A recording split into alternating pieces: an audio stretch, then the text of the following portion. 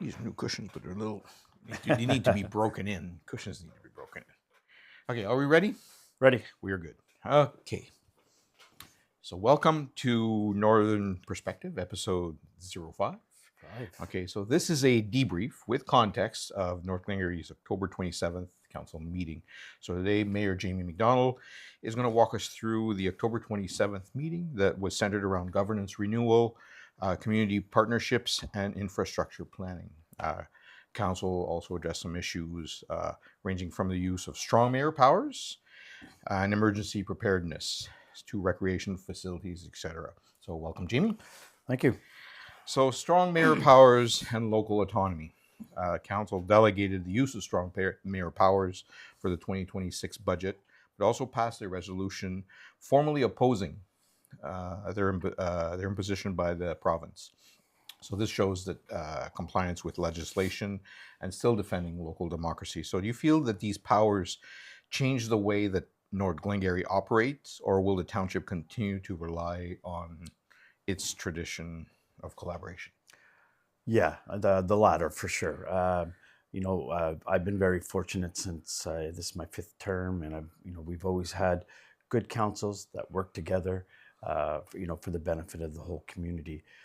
We don't always agree, but that's what democracy is. And to hand powers to one person on council, being the mayor, to act, in defiance of what the will of council is not, it's not proper. Is there a reason why the Ontario government is doing Well, this? it was masked, I think, a little bit behind, getting more houses built quickly, but it really it's more than that. So if you look at the council meeting that night, there were two resolutions. The first resolution was the mayor delegating the responsibility of the budget to be presented by staff. Okay. Because the legislation right now says that the budget belongs to the mayor, and the mayor presents the budget. And that's not how we do things. Okay. It's counterproductive for for input from members of staff and from members of the public as well as council. So that was done. We have to do that because whether we like it or not, those powers are in the mayor's hands at this point. So we took that step. And then the second resolution was to ask Premier Ford to please remove us from that list of strong mayors. And I believe that we're not the only municipality. We are not. There are, I believe, 100 municipalities that have put forward motions like this. So far. Yeah, so far. So So no, I think that it's what council wanted. It's what I wanted, and I think staff are happy about it as well. Okay. So heritage and community identity. So council did approve the heritage designation of the Alexandria train station.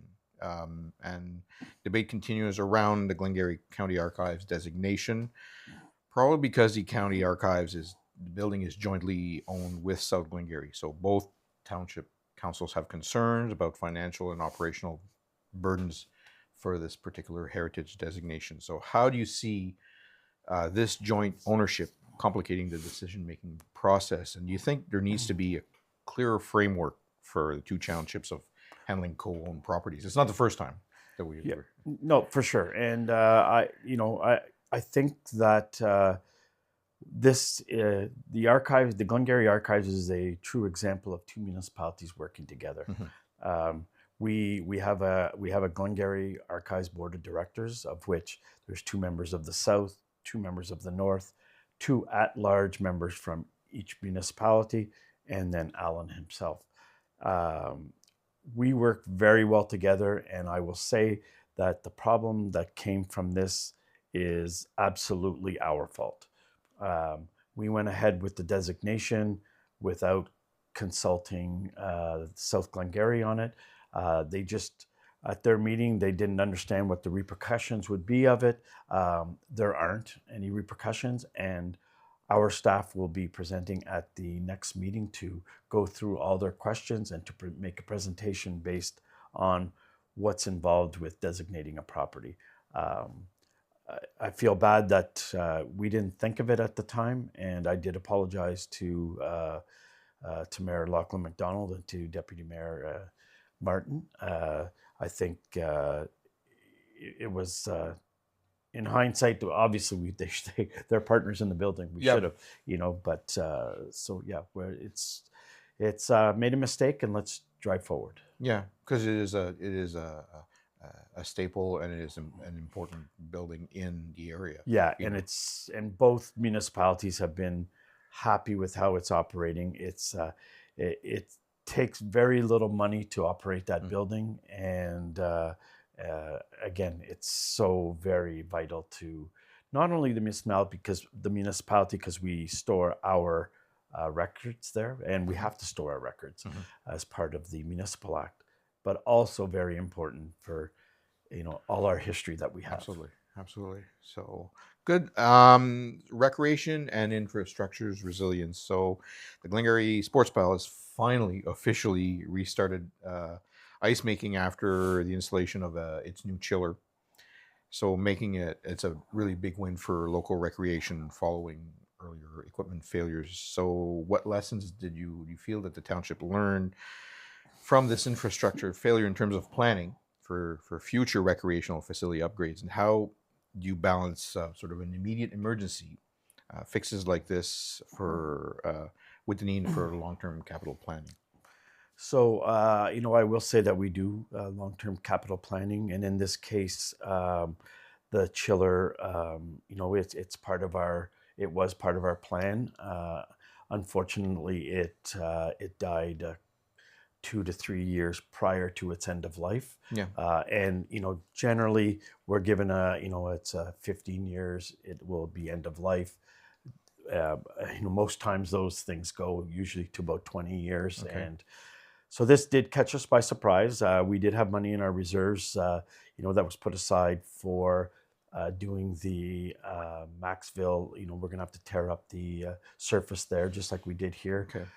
So we need to replace those funds to make sure that project gets done in the very near future, as soon as there's funding available again.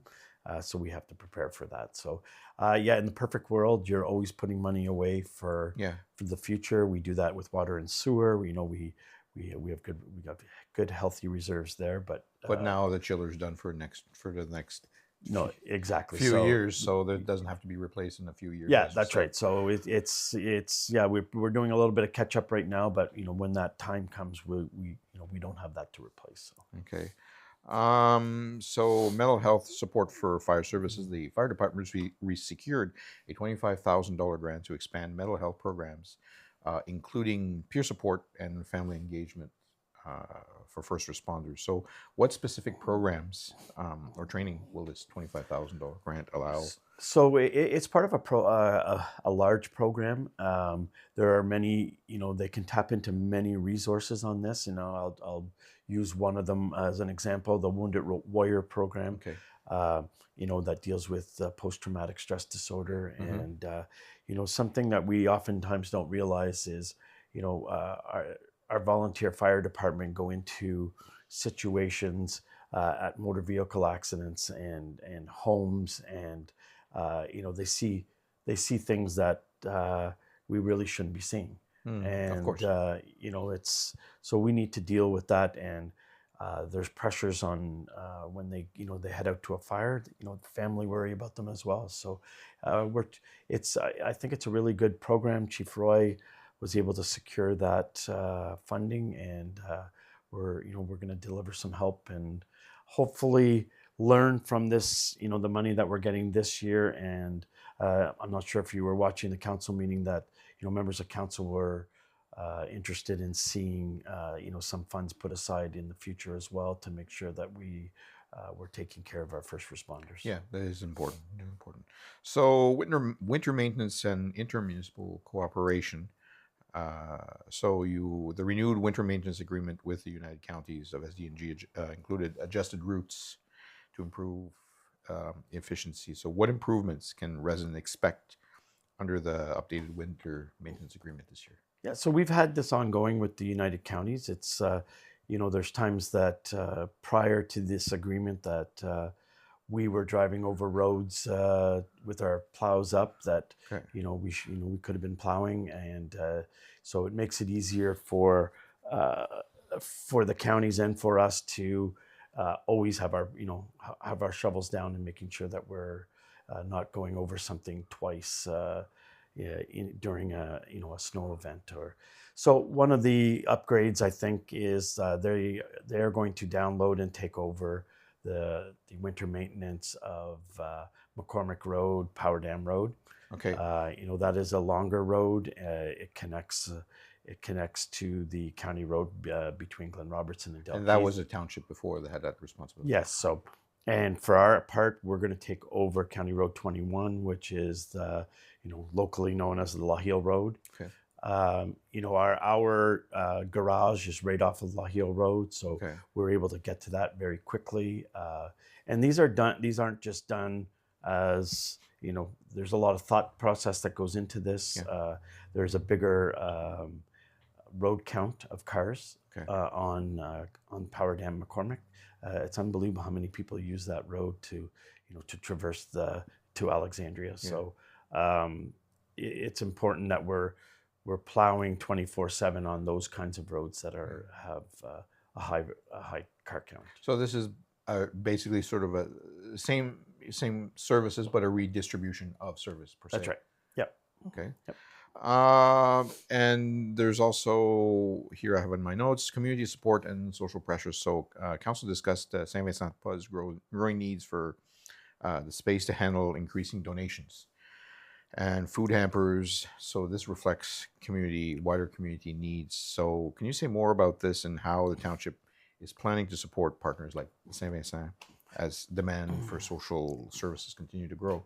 So specifically, their issue right now is they have way too much furniture. Okay.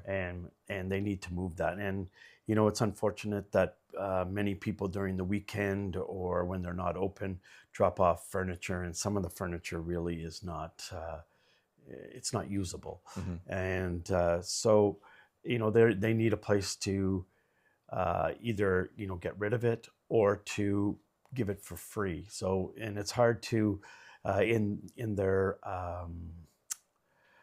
storage facility behind St. Vincent de Paul. If somebody says, I need an end table, oh, well, there's an end table way at the back of here that, I'll get it to you in the spring. They were looking for a place that they could, put the stuff out so people could see it and take it for free. Okay. And it's not a long-term solution, but it's what they just need to get their the capacity down in what they currently have. So how is the township going to be contributing?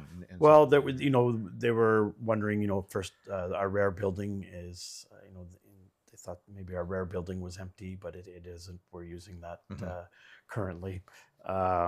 So I think we're going to try to help facilitate somewhere that they can go and put these items out. Something that we're discussing at council has not yet been passed and I think the residents will be happy, is we're thinking of a large item pickup in 2026. Yes. And yeah. so, maybe that'll alleviate some of the pressures. I feel that some people will, they just want to get rid of that couch, so they put it on the truck and drop it off at St. Vincent de Paul, as opposed to maybe it deserves to, go to the garbage. So okay. No, that's fair. That's fair. And we want to work with St. Vincent de Paul. Again, we understand the importance of what they do and the amount of food baskets. They just using Christmas as an example continues to rise, and the need continues to rise. So, we want to help them as much as we can. Yeah, that's good. So, is there anything else you'd like to touch on that came up on the meeting? No, I'd like to give a quick update. Last Friday, there was a Facebook post from Alexandria Minor Hockey, talking about their hiatus for a little. They're years. Taking a 2-year hiatus, as you just said. we need for minor hockey to continue as a municipality. It's a draw. We're moving into. We've received funding through to fix our lagoons. We're hoping to draw in more families, and minor hockey is definitely a draw to our municipality. So we had a good. So we met with them last night. A couple of members of the community development committee. Just an informal conversation. And I think it went really well. We understand where they're coming from. They understand where we're coming from.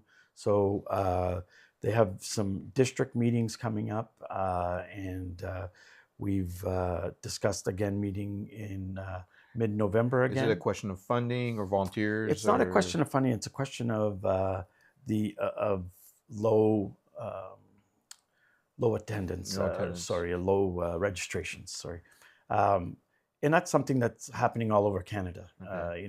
There's a, because of the cost and that's involved right. in Well, and sports it's and what we found out last night a little bit is not. It's always not so much about the cost of registration. It's the cost of having to drive to Westport or Kemptville for a game, and it's costly to travel. So.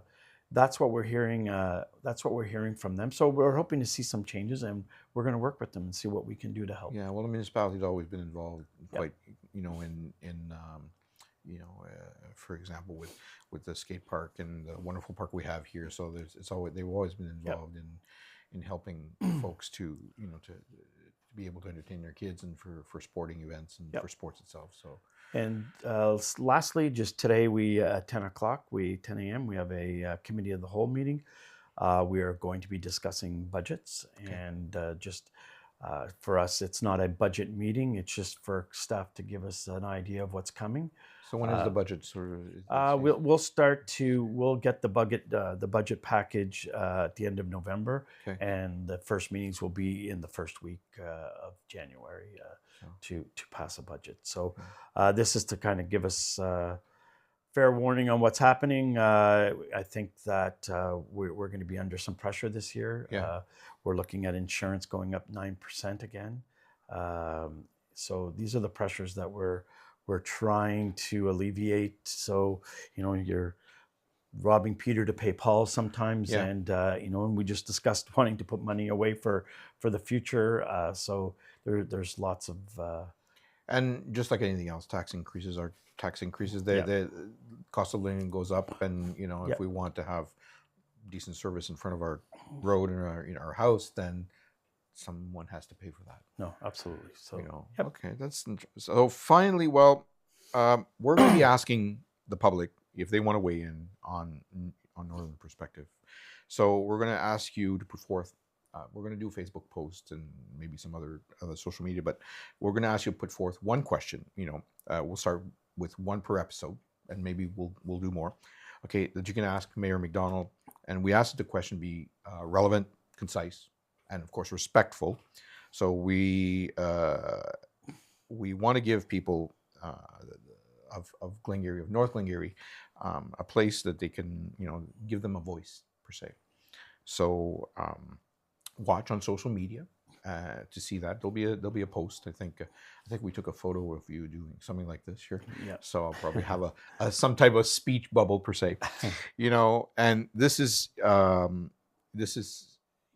so that you can put your question forth, without having to go to council, but you put your question forth, socially, respectfully, as I said, but socially, to ask the mayor and maybe perhaps other councillors if they want to weigh in on some issues that you would like addressed. So this is what we're going to be doing. So thanks for watching.